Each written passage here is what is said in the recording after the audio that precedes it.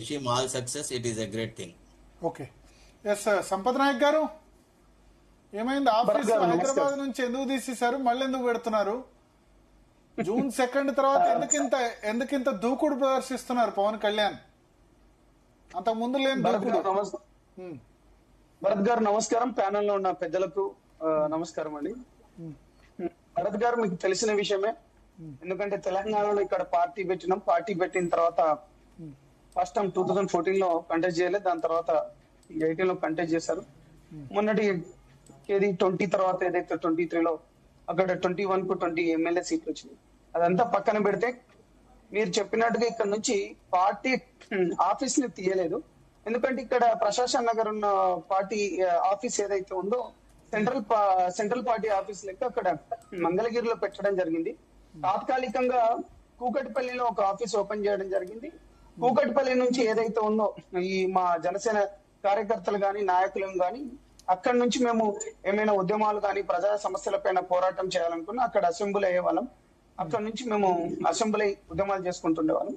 దాని తర్వాత ఏంటంటే కాలక్రమేణా ఇప్పుడు ఎవరైతే ఉన్నారో తెలంగాణ నాయకులు అనుకుంటున్నామో వాళ్ళం మేమందరం చర్చించుకొని, ఎందుకంటే ఇంకా ఎన్ని రోజులు అనుకునే మా అధ్యక్షులు ఎవరు పవన్ కళ్యాణ్ గారికి చెప్పిన తర్వాత డెఫినెట్ గా ఇక్కడ కూడా ఒక ఏంటంటే ఇంకొక పార్టీ ఆఫీస్ కూడా కావాలని చెప్పి తెలంగాణ పార్టీ ఆఫీస్ అని చెప్పి రేపు 19వ తారీఖు మేము ఇక్కడ పెట్టుకోబోతున్నాం. డెఫినెట్లీ పెద్దలు ఇంతకు ముందు శరత్ కుమార్ అని చెప్పినట్టు గడాల శ్రీనివాసరావు గారి విషయంలోకి వస్తే తను ఏం చేసిండు అనేది ప్రజలకు తెలుసు. కానీ నేనేమంటున్నా అంటే గడాల శ్రీనివాస్ గారి కంటే ముందు తెలంగాణ పేరుతోని తెలంగాణ ఎవరు ముఖ్యమంత్రి చేస్తా అనుకున్న ఏది దళితులను ముఖ్యమంత్రి చేస్తా అన్న కేసీఆర్ గారు కూడా ఇవాళ 1,00,000 నాగళ్లతోని దున్నుతా అన్న కేసీఆర్ గారు కూడా ఇవాళ వాళ్ళ కుటుంబం ఎంతవరకు అన్న ఆల్రెడీ చెప్పిండు చాలా క్లియర్ గా. కొంతమందికి లాభపడ్డారు తప్పిస్తే గానీ మిగతా వ్యవస్థలో తెలంగాణ గురించి పోరాడిన వాళ్ళు ఏంటంటే ఉద్యమకారులు కానీ లేకపోతే జైళ్ల పాలైన వాళ్ళు కానీ వాళ్ళు ఏం చేయలే. అప్పుడున్న గవర్నమెంట్ చేయలే, ఇప్పుడున్న గవర్నమెంట్ చేయలే.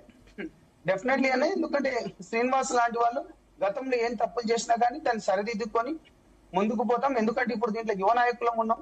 మెజారిటీగా ఎస్సీ ఎస్టీ బీసీ బిడ్డలే ఉన్నాం.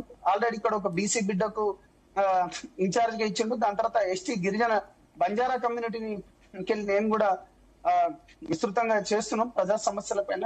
ఏది ఏమైనప్పటికీ మొన్న ఢిల్లీకి కూడా ఎందుకు పోయినామంటే ఈ దేశం ఇంత ఈజీగా రాలే. ఎందుకంటే ఇప్పుడు మనం ఇంత ఈజీగా మాట్లాడుకుంటున్నాం అంటే కొన్ని లక్షల మంది దేశ స్వతంత్రానికి అని చెప్పి ప్రాణాలు వదిలిండ్రు. ఎట్ ది సేమ్ టైం దేశంలో జరుగుతున్న కొంతమంది ఏ విధమైన మాటలు మాట్లాడుతున్నారు, లేకపోతే ఏ విధమైన చీల్చడానికి కూడా ప్రయత్నిస్తున్నారు తమ మాటలతో వక్ర బుద్ధితోని. డెఫినెట్ గా దాని గురించి అని చెప్పి దేశం గురించి అని చెప్పి లేకపోతే ధర్మం గురించి అని చెప్పేసి మొన్న ఢిల్లీలో మేము మీటింగ్ పెట్టడం జరిగింది.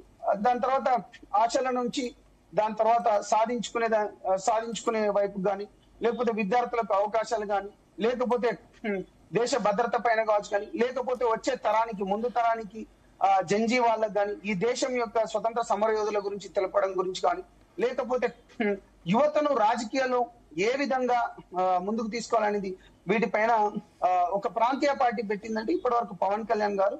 మేము దానికి పవన్ కళ్యాణ్ గారితో పనిచేస్తున్నందుకు గాను మాకు నిజంగా ఆనందదాయకం.